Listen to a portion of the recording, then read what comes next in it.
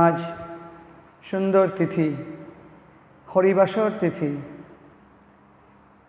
ভগবান চৈতন্য মহাপ্রভু তিনি আমাদেরকে সকল জীবকে একাদশী করবার জন্য উপদেশ প্রদান করেছেন। তাই যদি আমরা সকলেই একাদশী ব্রত পালন করি তাহলে ভগবান চৈতন্য মহাপ্রভু প্রসন্ন হবেন। আর ভগবান প্রসন্ন হলে আমাদের আর কোনো দুঃখ, কষ্ট, শোক, মোহ, ভয় থাকবে না। তাই একাদশী ব্রতকে বলা হয় ভক্তি জননী। ভগবানের পাদপদ্মে কি করে আমরা ভক্তি লাভ করব, কি করে মন তার চরণে দিতে পারব, তার চরণ পদ্মের কি করে স্মরণ করতে পারব, এর জন্য দরকার ভক্তি। তা সেই ভক্তি লাভ হবে এই একাদশী তিথি পালনের দ্বারা। তা একাদশী ব্রত, নাম সংকীর্তন, বৈষ্ণব সেবন, সাধুসঙ্গ, এগুলি হচ্ছে ভক্তি লাভের উপায়।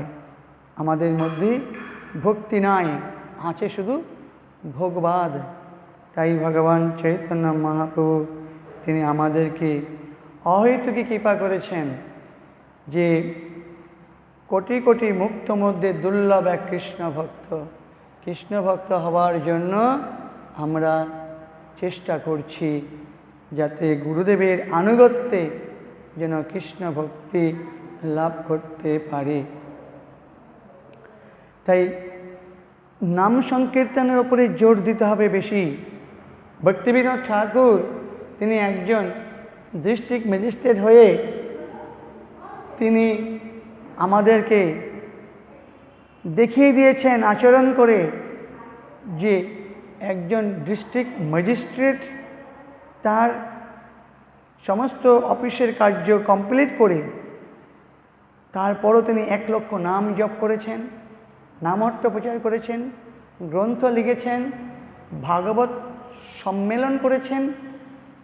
তিনি আমাদের শিক্ষা দিয়েছেন। তিনি হচ্ছেন সপ্তম গোস্বামী। সময় কখনো তিনি নষ্ট করতেন না। 24 ঘন্টার মধ্যে 22 ঘন্টায় তিনি সেবার মধ্যে সময় নিয়োগ করেছেন। তারপরও তিনি বলছেন আমার অনেক সময় নষ্ট হয়ে গিয়েছে। আমরা যদি তার জীবনী পড়ি তাহলে আমরা কি করছি, আমাদের জীবন চরিত্রটা কেমন আমরা বুঝতে পারব, আমাদের মধ্যে ভেসে উঠবে, প্রকাশ পাবে। তাই নাম সংকীর্তনের মধ্যে বলছেন 10 প্রকার নাম অপরাধ আছে। 10 অপরাধ তেজ মান অপমান, অনাসক্তি বিষয়ভুঞ্জ লহ কৃষ্ণ নাম। 10 প্রকার নাম অপরাধ শূন্য হয়ে নাম করতে পারলে কৃষ্ণ প্রেম লাভ হবে। তাই 10টা নাম অপরাধ কী কী আমরা সেই সম্পর্কে এখন ভক্তিবিনোদ ঠাকুর সুন্দর করে হরিনাম চিন্তামণি গ্রন্থে বিশ্লেষণ করেছেন, সেইখান থেকে আমরা শ্রবণ করছি। প্রথমেই বলছেন সাধু নিন্দা। যারা ভগবানের কথা প্রচার করেন তাদের নিন্দা করলে নাম সহ্য করবে না, নামের কৃপা হবে না। অন্য দেবে স্বতন্ত্র বুদ্ধি। আমরা ভগবান কৃষ্ণকে ছাড়া অন্য কোনো কাউকে সমান করলে নাম অপরাধ হয়ে যাবে। কেন? এতে চাংশ কলাপুংস কৃষ্ণস্তু ভগবান স্বয়ং। কৃষ্ণই হচ্ছেন স্বয়ং ভগবান, আর তার সব হচ্ছে দাস, তার আজ্ঞাকারী সেবক। তাই অন্য কোনো দেবতাকে ভগবান কৃষ্ণের সঙ্গে তুলনা করা যাবে না, সমান করা যাবে না, এক করা যাবে না। 2 নম্বর নাম অপরাধ। 3 নম্বর হচ্ছে নাম তত্ত্ববিদ গুরুর প্রতি অবজ্ঞা। যিনি আমাকে নাম দিয়েছেন, যিনি আমাকে ভগবানের সেবা করার জন্য এত সুন্দর স্থান দিয়েছেন, অধিকার দিয়েছেন, সেই গুরুদেবকে যদি আমি অবজ্ঞা করি, হেয় করি, তাহলে নাম অপরাধের মধ্যে পড়ে যাব। এই হচ্ছে 3 নম্বর নাম অপরাধ। 4 নম্বর হচ্ছে নাম মহিমাকে অতি স্তুতি মনে করা, অর্থাৎ নামের এত মহিমা হতে পারে না, নামের মহিমা শুনে তার প্রতি অবজ্ঞা বা তার নিন্দা করা, এটা হচ্ছে 4 নম্বর নাম অপরাধ। 5 নম্বর হচ্ছে যে শাস্ত্রে নামের মহিমা কীর্তন করা আছে সেই শাস্ত্রকে সাধারণ অর্থবাদ বা কল্পনা বুদ্ধি করে লেখা হয়েছে এটা মনে করা। নামের মহিমা কখনো কল্পনা করে লেখা যায় না। নাম ও চিন্তামণি কৃষ্ণ সচৈতন্য রসবিগ্রহ পূর্ণ শুদ্ধ নিত্য মুক্ত অভিন্নাত্মা নাম নামিন, নাম ও নামে অভেদ। এই হচ্ছে 5 নম্বর। 6 নম্বর হচ্ছে নাম বলে পাপ বুদ্ধি। এটা কেমন না, আমি নাম করছি আবার চুরি, মিথ্যে কথা, অপরকে ঠকানো এইগুলো করছি। আমি আবার চিন্তা করছি মানুষকে ঠকিয়ে চুরি করে মানুষকে মনে দুঃখ দিয়ে আবার আমি নাম করব, তাহলে আমার এই পাপগুলো কেটে যাবে। হচ্ছে নাম বলে পাপ বুদ্ধি। এটা করলে নামের কৃপা কোনোদিনই হবে না, এটা নাম অপরাধ। 6 নম্বর। 7 নম্বর হচ্ছে শ্রদ্ধাহীন ব্যক্তিকে নাম উপদেশ করা। শ্রদ্ধাহীন, যার কোনোদিন নামের প্রতি শ্রদ্ধা নাই, বিশ্বাস নাই, নাম শুনতে ভালোবাসে না, তার প্রতি যদি আমি নাম উপদেশ দিই তাহলে সে কী করবে, ওই নামের উপদেশ শুনে নিন্দা করবে গিয়ে। অতএব ওই ব্যক্তিকেও নাম দান করা যাবে না। 7 নম্বর। 8 নম্বর হচ্ছে শুদ্ধ শুভ কর্মের সঙ্গে সমান মনে করা। আমি বাড়িতে যজ্ঞ করি, হোম করি, তপস্যা করি, পুণ্য কার্য করছি, আর নামকে সমান মনে করে দিচ্ছি। নাম করা আর নামের সঙ্গে যজ্ঞ, ব্রত, হোম, তপস্যাকে সমান করা, এটাও একটা নাম অপরাধ হয়ে যাবে। নামের সঙ্গে কোনোদিন তুলনা হবে না, নাম স্বতন্ত্র, নাম শুদ্ধ ভক্তি দিতে পারে, নাম নামের কাছে নিয়ে যাবে, কৃষ্ণের কাছে নিয়ে যাবে।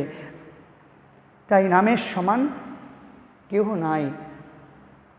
নাম সে পরমধন কৃষ্ণের ভাণ্ডারে, নাম সম বস্তু নাহি এই ভব সংসারে।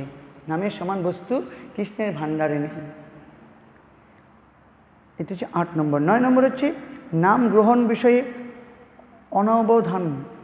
নাম বিষয়ে নামের মহিমা বর্ণন করা হচ্ছে, সেখানে বসে অন্যমনস্ক হওয়া, বা নাম করছি জপের মালাতে মন অন্যমনস্ক হয়ে যাওয়া, মনকে নিয়ে বিষয় চিন্তা করা, এই অনবধানতা, এইটা নাম অপরাধের মধ্যে হবে। 9 প্রকার। 10 প্রকার হচ্ছে আমি ও আমার আসক্তি দূর না করা। নাম করতে করতে এখনও আমার আসক্তি গেল না, আমার বাড়ি, আমার পুত্র, আমার স্ত্রী, আমার অর্থ, এবং আমি চাকরি করি, আমি এটা করছি সেটা করছি, এখন আমিও আমার, এই যে আসক্তি, এই যে মোহ, এইটাও কিন্তু নাম অপরাধের মধ্যে পড়ে যায়। এই 10 প্রকার নাম অপরাধ শূন্য হয়ে মহাপ্রভু সকলকে উপদেশ করছেন নাম করতে। অপরাধ শূন্য হয়ে লহ কৃষ্ণ নাম, কৃষ্ণ মাতা, কৃষ্ণ পিতা, কৃষ্ণ ধন প্রাণ, এই 10 প্রকার নাম অপরাধ। তাহলে নাম যদি আমরা করি, মনে রাখতে হবে যেন নাম অপরাধের মধ্যে আমি না পড়ে যাই। এই জন্য এইগুলো বিশেষ করে শ্রবণ করতে হয় যারা নাম গ্রহণ করেছেন বা নাম ভজন করছেন তাদের জন্য, বা যারা নাম করতে এখন আগ্রহ প্রকাশ করছেন তাদেরকেও এইগুলি জানতে হবে যে নাম সাধারণ নয়। এক এক করি আমি বলিব সকল, অপরাধে বাঁচিবে যাতে দেহ মন বল। বলছেন যে এক এক করে আমি সব বলবো, যে নাম এক এক করে সব বলবো, নাম অপরাধ কি কি, যে অপরাধের কথা শুনে তার থেকে আমরা নিজেকে সতর্ক রাখতে পারবো, সাবধানতা অবলম্বন করতে পারবো। যদি নাম করছি, নাম অপরাধের কথা না জানি, তাহলে তো কীভাবে অপরাধ হয়ে যাচ্ছে, নামের ফল হচ্ছে না। অবিশ্রান্ত অনন্তকাল ধরি যদি করে নাম সংকীর্তন, শ্রীকৃষ্ণ পাদপদ্মে না উপজয়ে প্রেমধন, তবে জানিহ অপরাধ আছে প্রচুর। তাই নামে বিষ না হয় অঙ্কুর, নামে ক্রিয়া হচ্ছে না। সাধু নিন্দা অন্ন দেবে স্বতন্ত্র মনন, নাম তত্ত্ব গুরু আর শাস্ত্র বিনিন্দন। হরিনামে অর্থবাদ কল্পিত মনন, নাম বলে পাপ শ্রদ্ধাহীনে নাম সমর্পণ। অন্য শুভ কর্মের সঙ্গে নাম সমান, এ কথা মানিলে অপরাধ অবিশ্রাম। প্রথমেই বলছেন সাধু নিন্দা, নাম করতে গেলে সাধু বলে নিন্দা করা যাবে না। কারা না করে নিন্দা, কৃষ্ণ কৃষ্ণ বলে অজয় চৈতন্য চরণ জিনিবিক হেলে। তাই কাউকে নিন্দা করা যাবে না, সাধু হোক অসাধু হোক। আমি তো নিন্দা করার মালিক নই, যেহেতু আমার শরীরটা আমি নই, আমি আত্মা, ভগবান কৃষ্ণের অংশ। আমার উচিত প্রত্যেক জীবকে সম্মান প্রদান করা। হইয়াছেন হইবেন প্রভুর যত দাস, সবার চরণবন্ধ দন্তে করি ঘাস। তাই বলছেন নাম অপরাধ থেকে যদি আমাদেরকে মুক্ত হতে হয়, নাম অপরাধ থেকে যদি পার হতে চাই, তাহলে এইগুলি জেনে নাম করতে হবে। সাধু লক্ষণ তুমি বলিয়াছ প্রভু, একাদশে উদ্ধবের কৃষ্ণ রূপে বিভু। একাদশ স্কন্ধ শ্রীমদ্ ভাগবতে উদ্ধবকে ভগবান কৃষ্ণ নিজে নাম তত্ত্ববিদ সাধুর লক্ষণ বর্ণন করেছেন। সাধু কেমন হবে? শুধু বেশভূষায় সাধু হলে হবে না, হৃদয়কে যদি পরিষ্কার না করা যায়। দয়ালু সহিষ্ণু সমদ্রোহ শূন্যব্রত কেমন হবে? ভগবান কৃষ্ণ বলছেন দয়ালু হবে, তারপরে সহিষ্ণু হবে, অনেক সহ্য, অনেক ধৈর্য। সম মানে সমান জ্ঞান। দ্রোহ শূন্য, কার প্রতি আমার শত্রু মৃত্যু নাই। সত্যসার, আমি সত্যি কথা বলবো, এতে আমার জীবন চলে গেলেও। বিশুদ্ধ আত্মা, আমি আত্মা, আমার মন কৃষ্ণপাদ পদ্মে সমর্পিত। পরহিতে রত, আমি অপরের শুভ কামনা করব।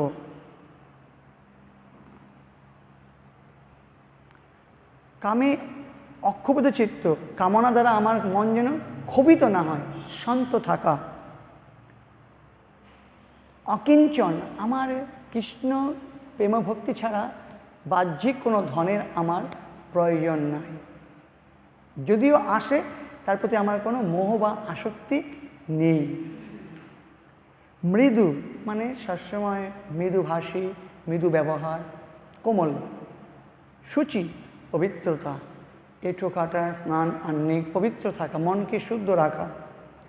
পরিমিত ভোজন, বেশ পেলাম ভালো মন্দ আর উদর ভর্তি করে খেয়ে নিলাম, তারপরে গিয়ে হরিনামও হলো না, ভগবানের কথা শোনাও হলো না, তার আরতি দর্শনও হলো না, পড়ে পড়ে শরীরের কষ্টে দিন চলে গেল। এরকম নয়, পরিমিত আহার, একটু খেতে হবে শরীর রক্ষার জন্য, অতিরিক্ত নয়। শান্ত মন, মনকে শান্ত রাখা, স্নিগ্ধ রাখা, শীতল রাখা মনকে। আনিহ, অনীহ মানে হচ্ছে নামের প্রতি, ভগবানের সেবার প্রতি অনীহা না আসে। একই রকমভাবে যেন দিনে দিনে বৃদ্ধি হোক নামের প্রভাবে। স্থির, স্থির থাকা, চঞ্চলতা না করা। কৃষ্ণকে স্মরণ, শত বিপদ, শত দুঃখ, শত লাঞ্ছনা, শত গঞ্জনা, কৃষ্ণই আমার শরণ্য। যেমন প্রহ্লাদ মহারাজ শত বিপদে মৃত্যুর সম্মুখীন অবস্থাতেও বিষ্ণুর স্মরণ ছাড়া অন্য কারো শরণাপন্ন হয় নাই, না মা, না প্রতিবেশী, না কারো। অপ্রমত্ত, প্রমত্ত না হওয়া, উন্মত্ত না হওয়া, কোনো কিছু পেয়ে উল্লসিত না হওয়া, মোহিত না হওয়া। গম্ভীর, সবসময় গম্ভীর থাকতে হবে। ভজন যারা করেন তারা অল্প কথা বলেন, বেশি হাসাহাসি করেন না, তারা সুন্দরভাবে কথা বলেন, গম্ভীর থাকেন। আর ষড়বেগ জয়ী, তারা 6 বেগকে দমন করেছেন। আর অমানী, অপরকে মান দেবে। সে আমাকে গালাগালি দিয়েছে, তার চরণদের ক্ষমা চাইতে হবে, যে সত্যি আমি তোমার কাছে অপরাধী, তাই তুমি আমাকে গালাগালি দিয়েছ। অমানীকেও গিয়ে চরণ ধরে ক্ষমা চাইতে হবে। মানদ, আমার কোনো মান নেই, দক্ষ, অবঞ্চক, জ্ঞানী, এইগুলো হচ্ছে সাধুর লক্ষণ। এইগুলি যদি থাকে তাহলে তাকে সাধু বলা হবে, আর যদি না থাকে তাহলে অসাধু বলতে হবে। সে নিজেকেও ফাঁকি দিচ্ছে, অপরকেও প্রতারণা করছে, ফাঁকি দিচ্ছে। ভগবান কৃষ্ণ উদ্ধবকে ভাগবতে বর্ণনা করেছে, এই হচ্ছে সাধুর লক্ষণ। এইসব লক্ষণ হয় দুই প্রকার, একটা স্বরূপ লক্ষণ, একটা তটস্থ লক্ষণ। আগামী দিন আমরা স্বরূপ লক্ষণ ও তটস্থ লক্ষণ সম্বন্ধে শ্রবণ করব। বাঞ্ছাকল্পতরুভ্যশ্চ কৃপা সিন্ধুভ্যৈব চ পতিতানাং পাবনেভ্যো বৈষ্ণবেভ্যো নমো নমঃ। আমরা নামের মহিমা, হরিনাম চিন্তামণি, হরিনামকে কীভাবে চিন্তা করব, কীভাবে হরিনাম আমাদের মনে চিন্তায় আসবে, সেই সম্পর্কে ভক্তিবিনোদ ঠাকুর এত সুন্দর গ্রন্থে বর্ণন করেছেন। প্রতিদিন আমরা হরিনাম চিন্তামণি শ্রবণ করব। হরে কৃষ্ণ কৃষ্ণ কৃষ্ণ হরে হরে, হরে রাম রাম রাম হরে হরে। জয় গুরুদেব কি জয়, মদন মোহন জিউ কি জয়, তুলসী महारानी की जय, सुरभि कुंज मठ की जय, गौर प्रेमानंदे हरि हरि बोल।